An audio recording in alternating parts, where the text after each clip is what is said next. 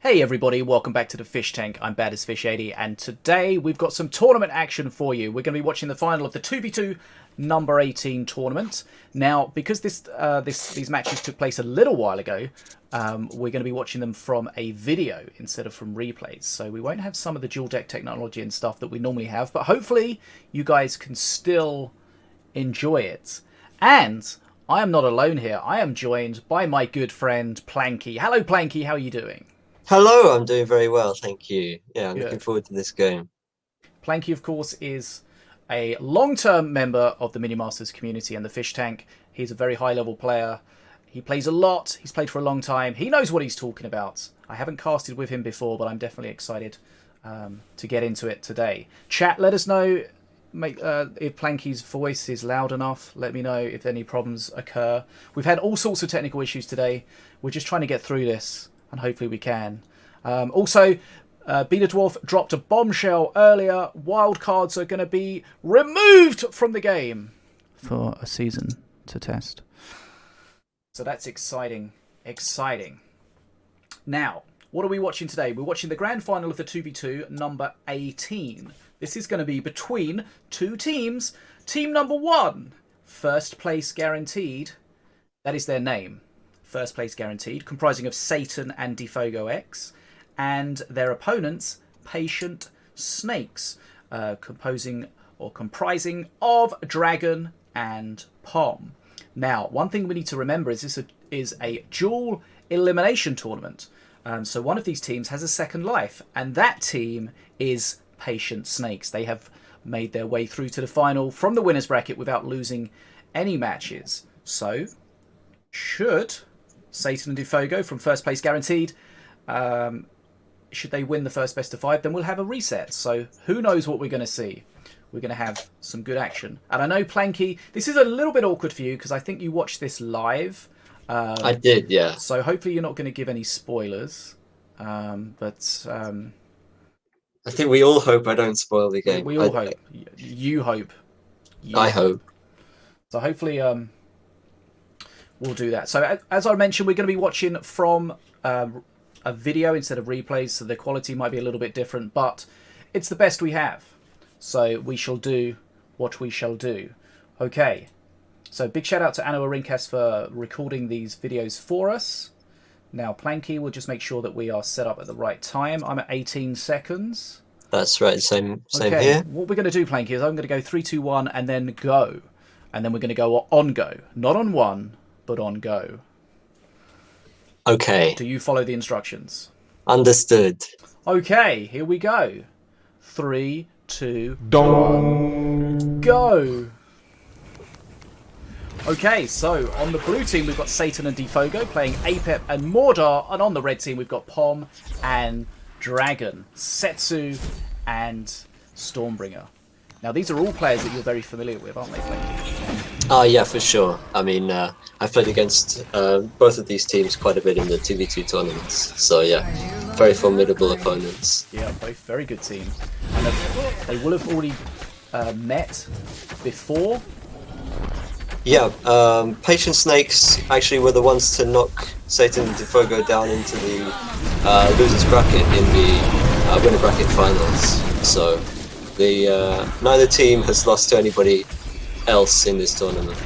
Yeah, definitely the two best teams here, making it right through to the end.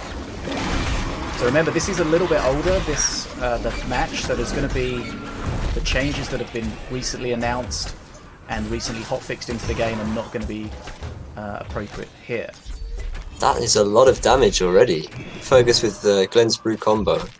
That yeah, I think not the sort of thing I would expect normally from Pom and Dragon, but definitely a scary combo to be facing against. Yeah, for sure. And the game is lagging a little bit, but as I say, we're watching it from a video, so there's unfortunately nothing we can do about that at the moment, or ever. Scrapyard. Right, Scrapyard's put down, but instantly here comes the Scrap Launcher, which is going to start DPSing it down. I remember this Scrap Launcher came from a future, so it's I think it's a 4-mana Scrap Launcher, or even that's 3 could perhaps. Indeed be right. And that's a good counter to the Scrapyard, because of course the Scrapyard consumes its tech immediately, but it takes some time for it to produce anything, and if you can shut it down in that time, then the scrap has just been wasted.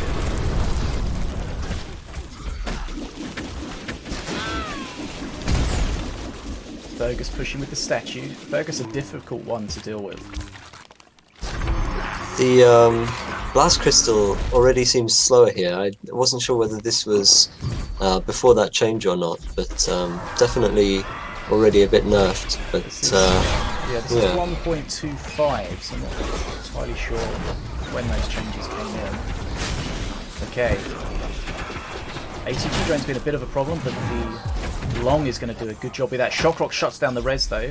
This is going to be pre-changes to Mordor as well, so those tombstones are going to be charging up and resin full HP units, unlike the changes we've seen recently.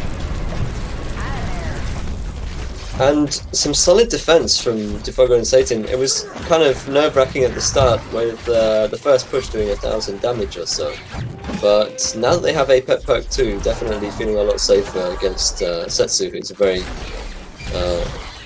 very dangerous master to be facing on going low health against.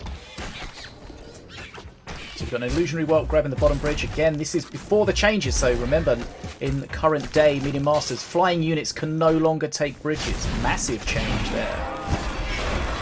Okay, we're getting some Jinlong dancing. And I think the good thing for Defogo and Saytin is they have a couple of ways of dealing with that scrapyard. They've got the breath and they've got the scrap launcher. For sure, and that's a huge amount of tempo that they gain just by taking that out. Still, ATG coming in, and well, they have to totem, but they also need to deal with this push, and now that they've used it. Yeah, the red team definitely have a deck that can put out a lot of damage very quickly. Fergus, ATG drone, Setsu. We're going to see, Blend Brew. Fergus not quite getting to face though. But of course, Apep does have the shield. So if they use that appropriately, they can hopefully survive any pushes that come towards them. Back on the offensive now though, like having dealt with this push, the Scrat Launcher is going to do some serious work. Setsu's going to start DPSing the tombstones. Pincer, again a card that's seen changes recently, but here in its old-fashioned state. With 746 HP left for the red team, 696. They are dropping relatively low. Pom and Dragon are up in XP, and Setsu Perk 3 is a very scary thing to be dealing with, but looks like with the Jinglong, well yeah, after that Brew it should go down. Okay, then we see a Cursed Ascension now for the blue team. Wow, Setsu straight back out. Hypnotize is not going to really achieve too much there. Just slowing things down rather than doing much damage. But XP is in the red team's favour. We're seeing a lot of tombstones taking a lot of damage and not really getting much value at all. Yeah. Right, Scrat Launcher. This is the key to their victory. There we see a Cursed Ascension, Toll of the Dead. There's going to be a bunch of skellies spawn in 25 seconds or so. If they spawn, that might be enough to close it out, because they are under 400 HP now, very low HP. It's only going to be a few Scrat Launcher hits. If they get one more off, then, I mean, that could be the end of the game. With the Apep Totem in hand, there's no way that they can just jump away. Every bit of face damage is very important right now, because the Scrat Launcher needs to just get 2 hits off now, and it's going to be enough.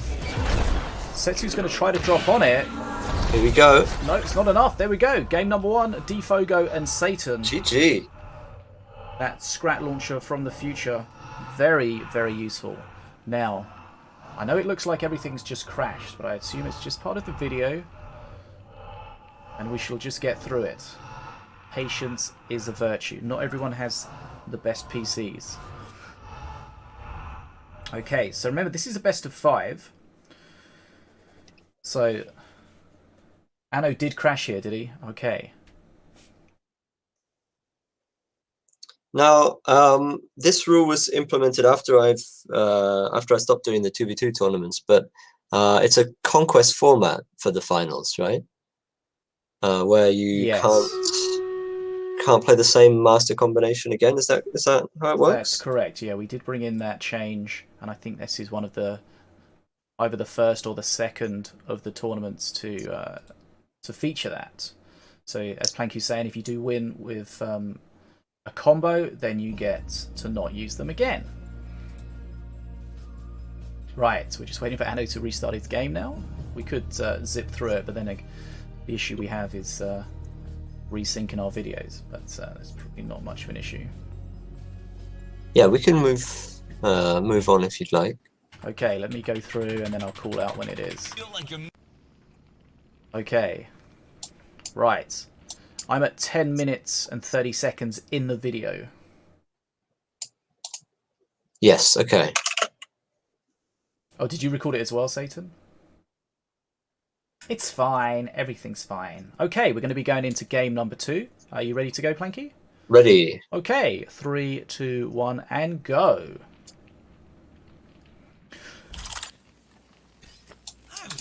Okay, so Morelia Stormbringer, Apep, Morelia.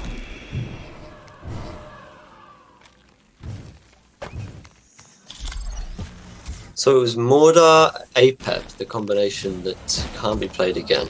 Yep. Okay. As I understand it, both teams banned Valorian for this, so we won't be seeing any Valorian. That was definitely very much in the meta last season. Yep. Valorian again, lots of changes recently. Still a strong master. Now we see a deck being used here, a scrapyard deck. It's going to be a tech-based deck from the blue team. Here we go. What counters do they have?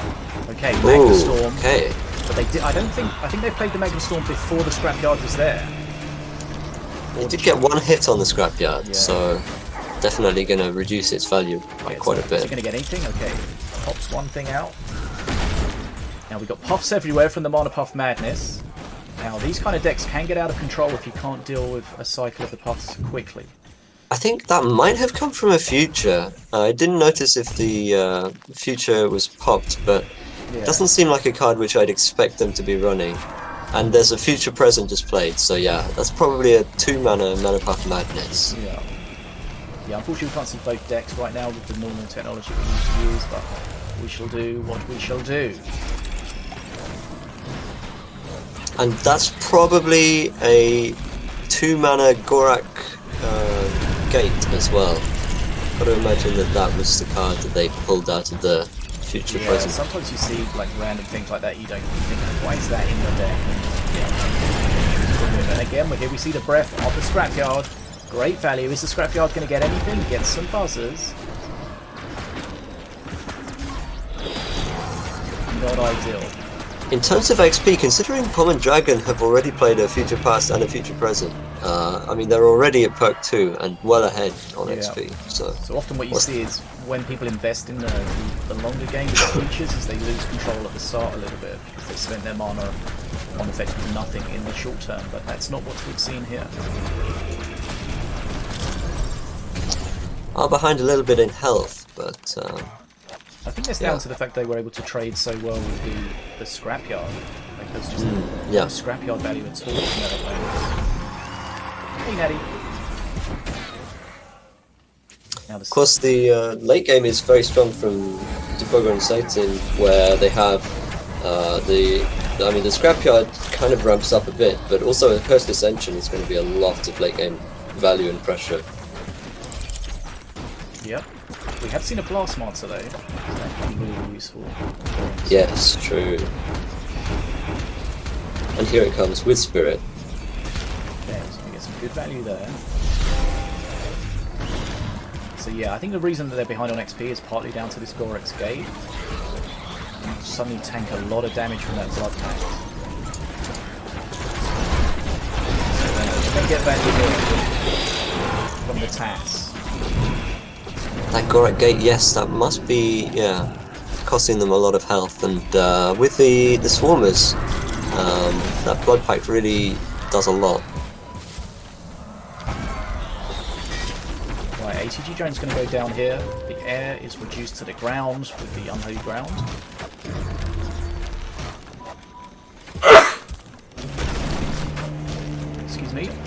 Cursed Ascension already active, so There will be skeletons. lots of skeletons. It's quite a sizable XP lead here for the red team. Now, And they have all those discounts as well. See if they can ride that all the way to Mana Frenzy. Okay, so here we see again a Cursed Ascension, which means Toll of the Dead, all of those skellies are going to be resurrected one more time. Perk 3, so we've got a dragon and a free 4-drop to worry about. Maybe it's that Drone Walker.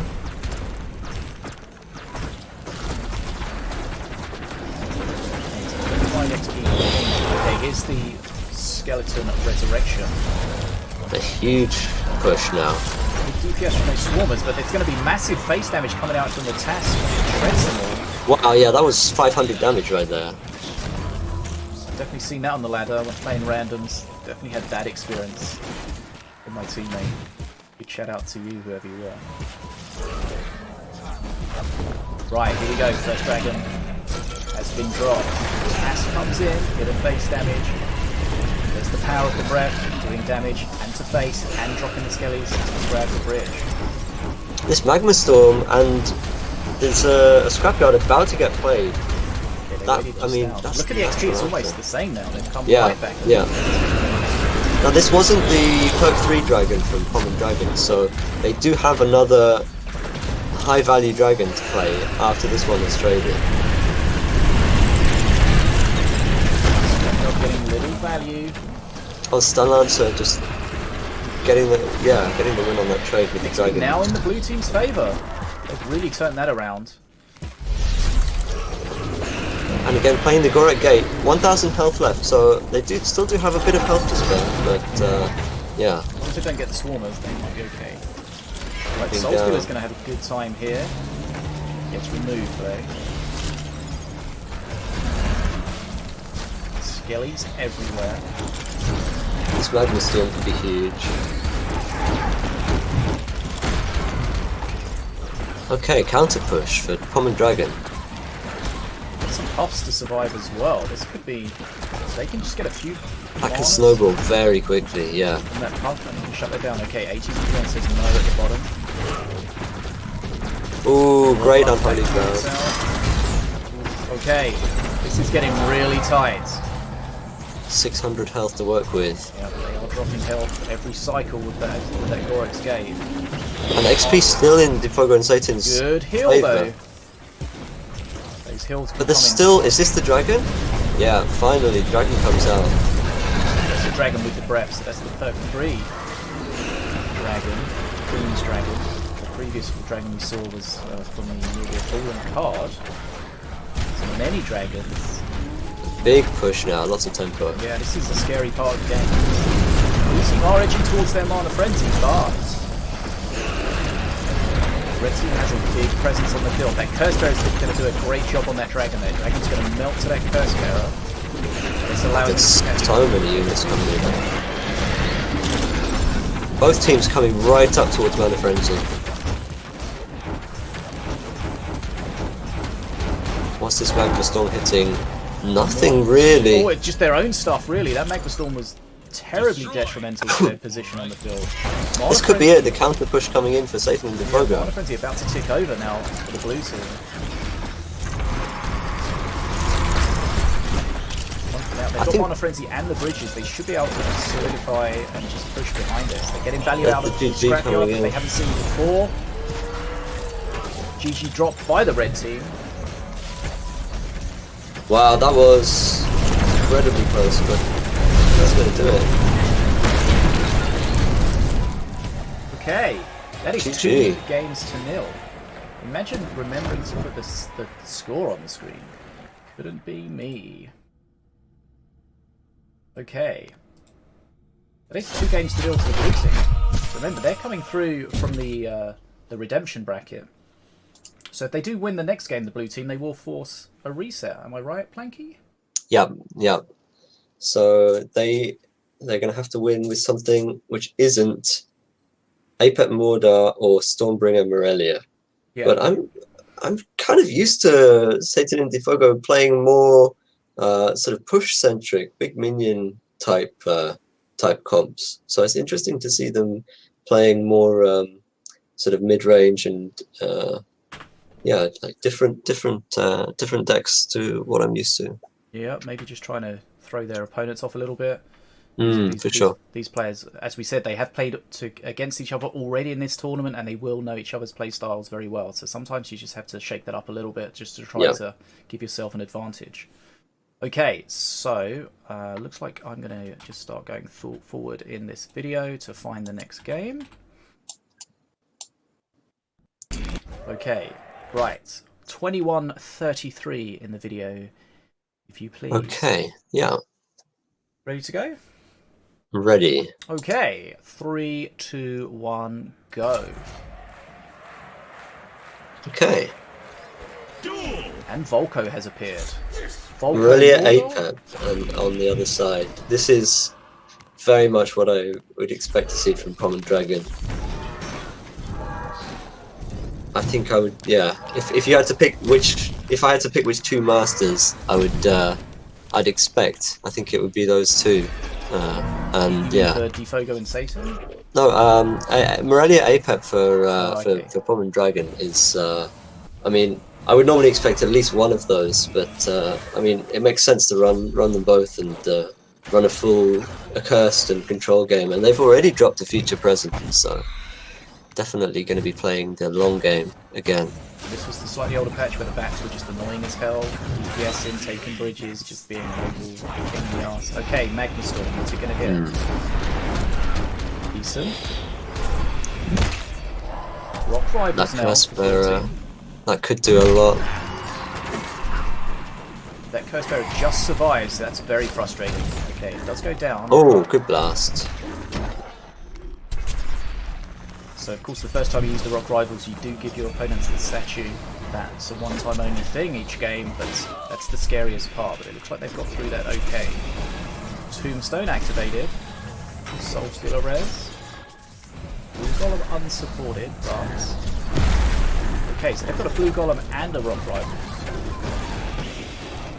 And yeah, I mean this is a very heavy Mordar list. They've got the Colossus, Blue Golem, Rock Rivals, Soul Stealer, and a Brother of the Burning Fist. It's a just full of huge minions. Scrap Launcher again. We saw how well that worked out for the blue team earlier on. I think this might be a future Scrap Launcher as well, actually. Wow, what are the chances?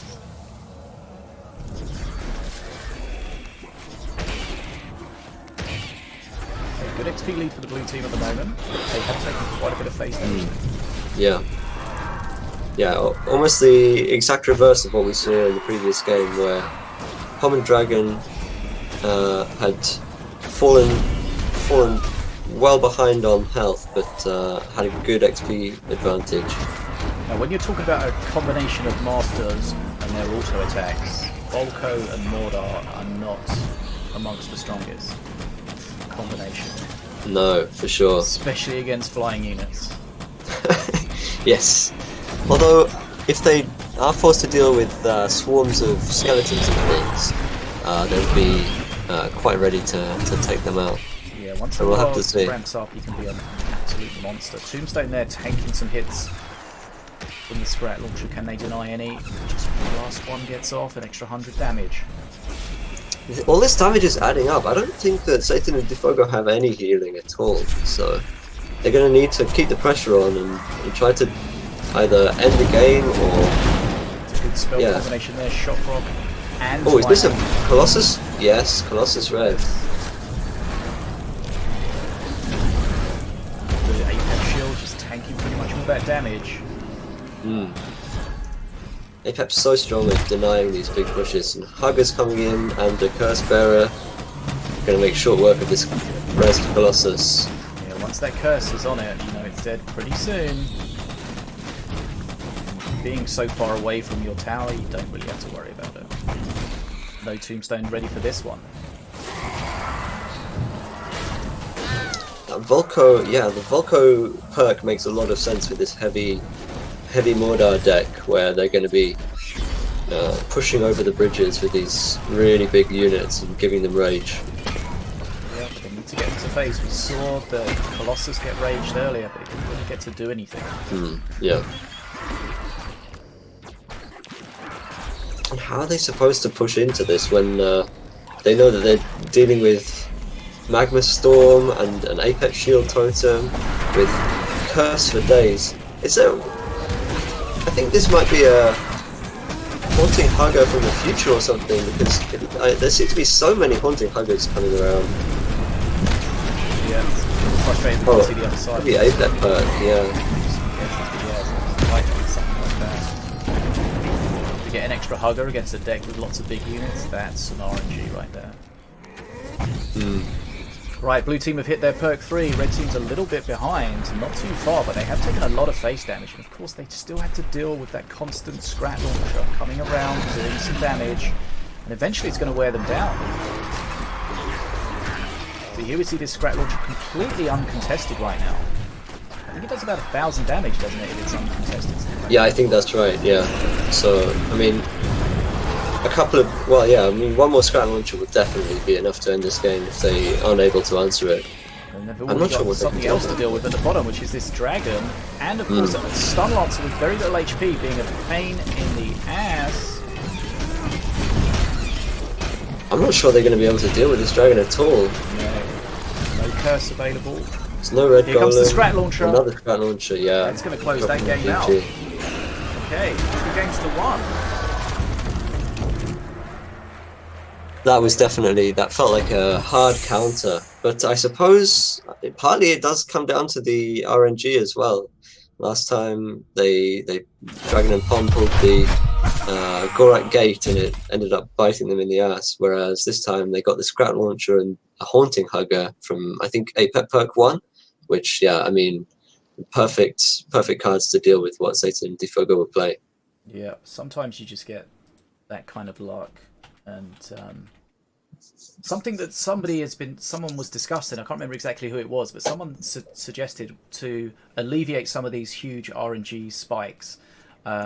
Things like the Apex perk, for example, they could give you a 2 mana card or a 4 mana card, perk 1, perk 3, but it's not the same each time. So every time you go through your deck, each time you go through the cycle, it's a different one.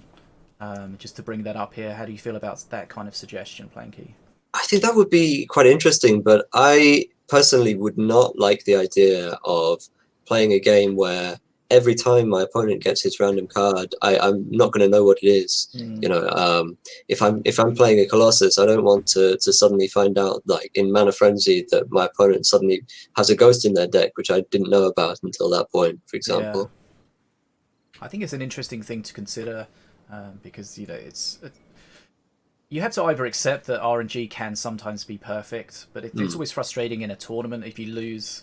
Yeah, I imagine to something just because somebody got perfect RNG, but maybe that's just part and parcel of the nature of RNG. Right, let's get look forward. See if we can find the next match here. Tap tap tap tap. Okay. Right, where are we at? Okay, I'm at 35-23. Okay. Oh, actually, I'm a little further forward. Okay, yeah, 35-23. Okay, here we go, guys. We're going to go into game number 4. Just a reminder, this is 2 games to 1 to the blue team, to Saytin and Fogo. If they take this one, they will force a grand final reset. But can the Patient Snakes, Dragon and Pom fight back? Let's find out. Here we go. 3, 2, 1, and go. A few extra seconds of this Rammer card for you. You're welcome. Okay, here we go. Right. Ravager wrecked.